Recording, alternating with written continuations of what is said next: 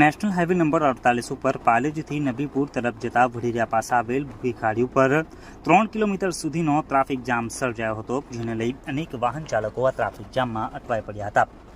National highway number 48 ઉપર પાલેજથી નબીપુર તરફના માર્ગ ઉપર વઢેરિયા નજીક આવેલ ભૂખી ખાડી ઉપરના માર્ગ ઉપર મસમોટા ખાડાઓ પડવાથી વાહનોની લાંબી કતારો થવાથી અંદાજિત 3 કિલોમીટરનો ભારે ટ્રાફિક જામ સર્જાયો હતો, જેના કારણે ઘણા મુસાફરો ટ્રાફિક જામમાં અટવાઈ પડ્યા હતા.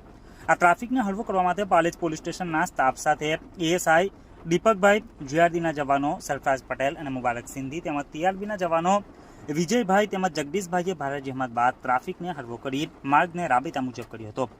ઉલ્લેખનીય છે કે વરસાદની ઋતુમાં ભૂખી ખાડીના પુલ ઉપર છાસવાળા ટ્રાફિક જામ થવાના બનાવો વધી ગયા છે અને જનતામાં એક જ સવાલ ઉદ્ભવી રહ્યો છે કે આ સમસ્યાનું તંત્ર નિરાકરણ આખરે ક્યારે લાવશે. આજે બપોરે 12 કલાકે આ ટ્રાફિક જામના દ્રશ્યો સર્જાયા હતા.